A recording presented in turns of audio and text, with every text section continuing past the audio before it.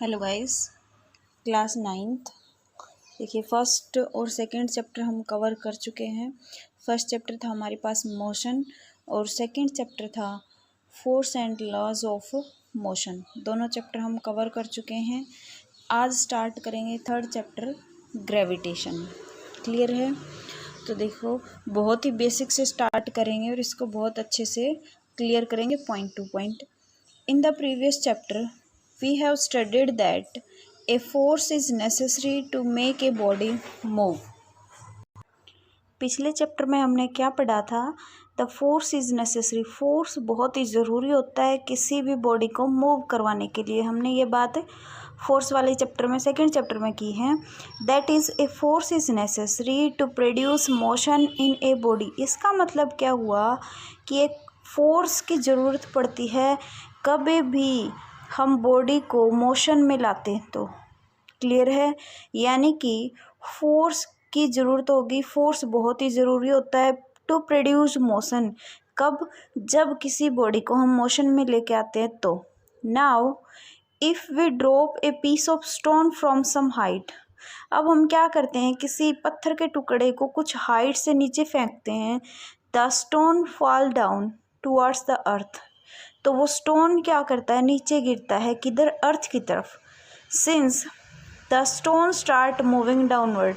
इसका मतलब ये हुआ कि स्टोन ने स्टार्ट कर दिया, यानी कि मूव करना शुरू कर दिया नीचे की तरफ, डाउनवर्ड डायरेक्शन में। It is in motion.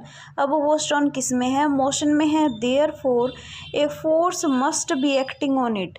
इसका मतलब उसके ऊपर एक फोर्स एक्ट कर रहा है, तभी तो वो बॉडी मोशन में आई है। Clear? This force is due to the attraction between the earth and the stone. This force किसकी वजह से? Due to the attraction between, किस किस के बीच में अट्रैक्शन हुआ? अर्थ और स्टोन के बीच में क्या हुआ? अट्रैक्शन हुआ। Clear? And it is called the gravitational force of earth. और इसी को हम क्या बोल रहे हैं? ग्रेविटेशनल फोर्स ऑफ अर्थ बोल रहे हैं और ग्रेविटी ऑफ अर्थ बोल रहे हैं। दस a stone dropped from a height fall towards the अर्थ। इसका मतलब स्टोन क्या कर रहा है? नीचे की तरफ आया, फ्रॉम में किसी हाइट से, फॉल टुवर्ड्स द अर्थ। किधर आ रहा है? अर्थ की तरफ। बिकॉज अर्थ की तरफ क्यों आया? क्योंकि the earth exert a force of attraction. क्योंकि अर्थ क्या कर रही है? एक फोर्स एक्सर्ट कर रही है, फोर्स लगा रही है, फोर्स ऑफ अट्रैक्शन, जिसको हम क्या बोल रहे हैं? ग्रेविटी बोल रहे हैं। किसके ऊपर लगा रही है ये फोर्स ऑफ अट्रैक्शन? स्टोन के ऊपर लगा रही है, on the stone, and pulls it down. और उसको किधर खींच रही है? डाउन, नीचे की तरफ। क्लियर है इतना? It is said that once the great English scientist Isaac Newton was sitting in his garden. एक बार इंग्लिश साइंटिस्ट हमारे पास आइजैक न्यूटन, वो कहाँ बैठे थे? गार्डन में, under an apple tree. Garden में एक एप्पल के ट्री के नीचे। When an apple from the tree fall on him. और जैसे ही जब एक एप्पल नीचे गिरा, फॉल ऑन हिम यानी कि उसके ऊपर गिरा। Newton said that an apple fall down from the tree. Newton ने क्या कहा? An apple fall down from the tree. एक एप्पल ट्री से नीचे गिरा, टुवर्ड्स द अर्थ। किधर? अर्थ की तरफ। Because the earth exert a force of attraction. ऐसा क्यों हुआ? क्योंकि अर्थ ने एक्सर्ट किया, फोर्स लगाया। कौन सा force? Force of attraction on the Apple. किसके ऊपर? एप्पल के ऊपर। किस डायरेक्शन में? डाउनवर्ड डायरेक्शन में। क्लियर? तभी क्या हुआ? एप्पल नीचे की तरफ आया। This force of attraction exert by the earth is called its gravity.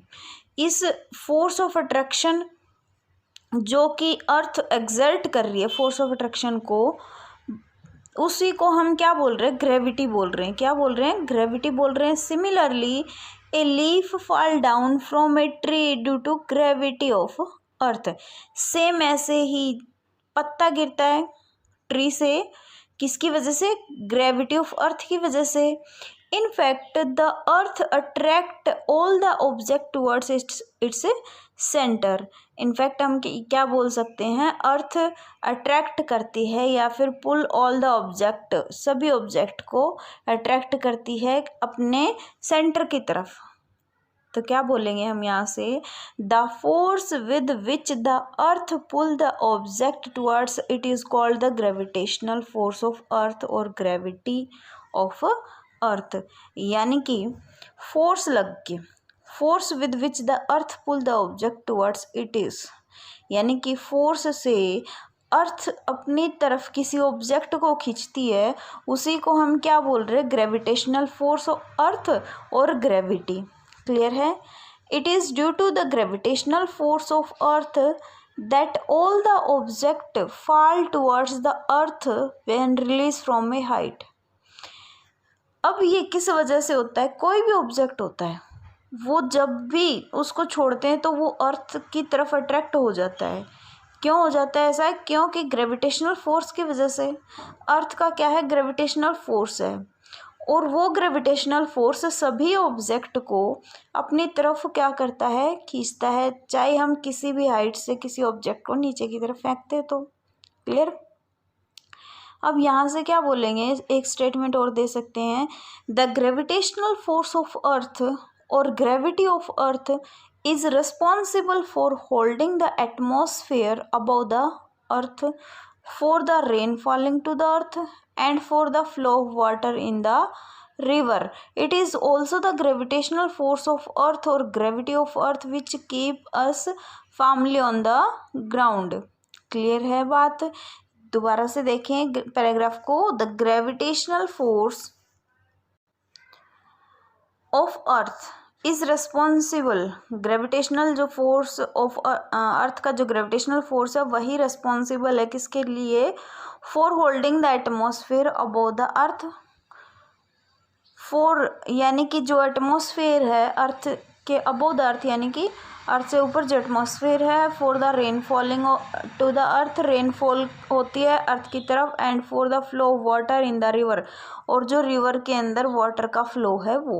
It is also the gravitational force of अर्थ, ये किसकी वजह से, इसको हम क्या बोल सकते हैं, ग्रेविटेशनल फोर्स ऑफ अर्थ भी बोल सकते हैं या ग्रेविटी ऑफ अर्थ भी बोल सकते हैं, which keep us firmly on the ground and we do not float here and there, इधर उधर हम फ्लोट नहीं करते हैं, इसी की वजह से, ग्रेविटेशनल फोर्स की वजह से।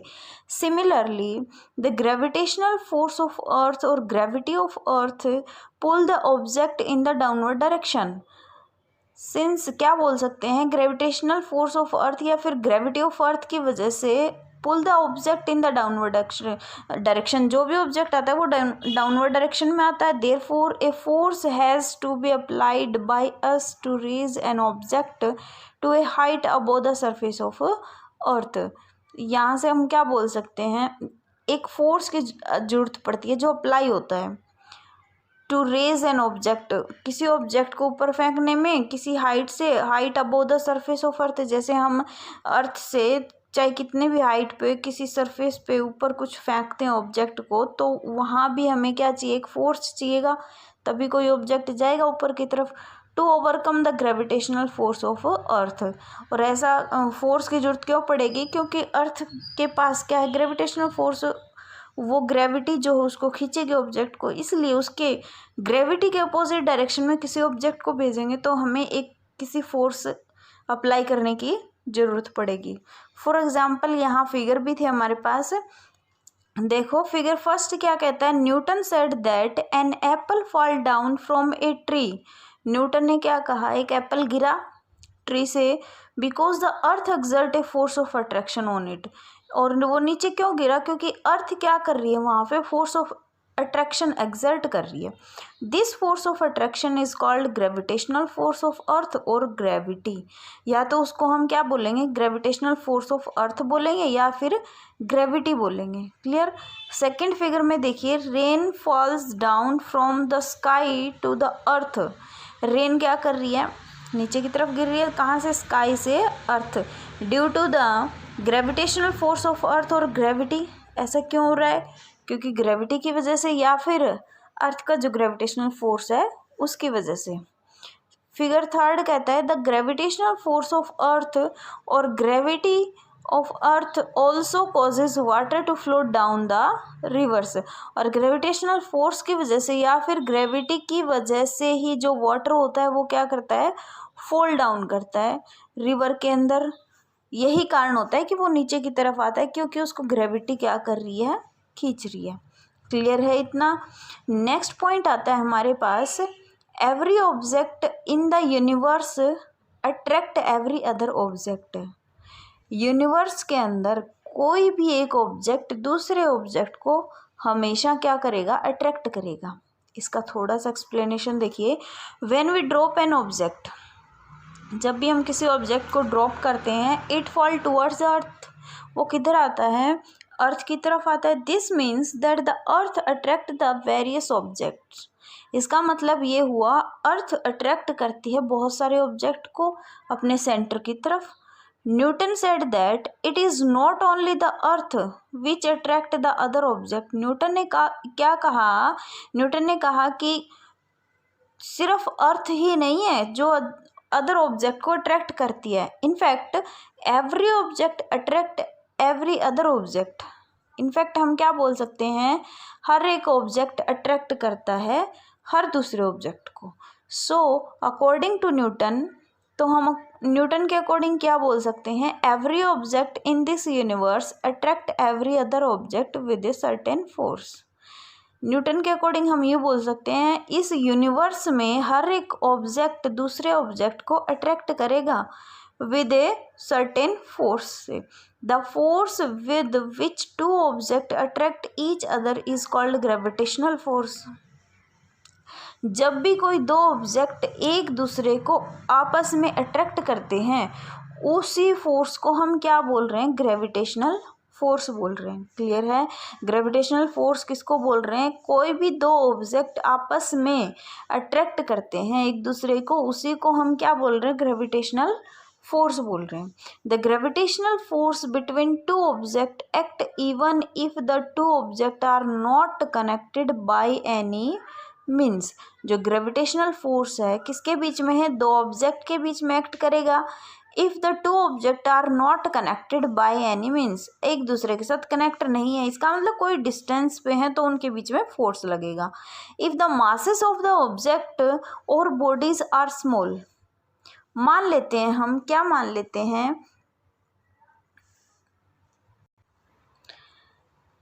If the masses of the object are small, object है हमारे पास, उनके मास बहुत ही कम है, यानी कि बहुत ही स्मॉल बॉडी है, ऑब्जेक्ट है। Then the gravitational force between them is very small, तो उनके बीच में ग्रेविटेशनल फोर्स भी बहुत ही कम लगेगा। Which can not be detected easily, जिसको हम ईजीली आइडेंटिफाई नहीं कर सकते हैं। फॉर एग्जाम्पल देखिए, two stone lying on the ground attract each other. दो स्टोन हैं, बहुत ही कम मास है उनका, वो ग्राउंड पे रखे हुए हैं, अट्रैक्ट करेंगे आपस में। But since their masses are small, लेकिन उनके मास कम होने की वजह से gravitational force of attraction between them is small, gravitational force भी क्या लगेगा, कम लगेगा। And hence we do not see one stone moving towards the other stone, इसलिए हम एक स्टोन को दूसरे स्टोन की तरफ अट्रैक्ट होते हुए नहीं देख पाते हैं। If however one of the object is very big, मान लेते हैं एक ऑब्जेक्ट उनमें से बहुत बड़ा है, having a very large mass, जिसका मास बहुत ज़्यादा है, then the gravitational force becomes very large, तो हम क्या कहेंगे, ग्रेविटेशनल जो फोर्स हमें मिलेगा वो बहुत ज़्यादा मिलेगा। And it's effect can be seen easily, और उसका इफ़ेक्ट हमें आसानी से देखने को मिलेगा। For example, a stone lying at A height, एक स्टोन कुछ हाइट पे है, and the earth attract each other, और वो स्टोन और अर्थ एक दूसरे को क्या कर रहे हैं, अट्रैक्ट कर रहे हैं। And since the earth has a very large mass, earth का मास बहुत ज़्यादा होगा as compare to stone, the gravitational force of attraction between them is very large, तो ग्रेविटेशनल फोर्स भी बहुत ज़्यादा होगा। Due to which when the stone is dropped, जिसकी वजह से स्टोन को जैसे ड्रॉप करेंगे, it moves down towards the earth, और वो स्टोन डाउन यानी कि नीचे जाता हुआ, अर्थ पे जाता हुआ हमें दिखाई देगा। Please note that the gravitational force और gravity is always a force of attraction between two object. ये बात नोट करने की है, नोट कर लो कि जो ग्रेविटेशनल फोर्स है या फिर ग्रेविटी जिसको बोल रहे हैं, हमेशा दो ऑब्जेक्ट के बीच में फोर्स ऑफ अट्रैक्शन उनका लगेगा, यानी कि दो ऑब्जेक्ट होने बहुत ज़रूरी हैं। We will now study the universal law of gravitation. हम नेक्स्ट वीडियो में डिस्कस करेंगे यूनिवर्सल लॉ ऑफ ग्रेविटेशन को, और बहुत ही इम्पोर्टेंट टॉपिक है। ये थी कुछ बेसिक बातें। यहाँ तक का क्लियर हुआ तो कमेंट बॉक्स में बताएं। अगर कहीं प्रॉब्लम आती है तो वो भी आप लोग पूछ सकते हो। आज के लिए इतना ही। Thank you.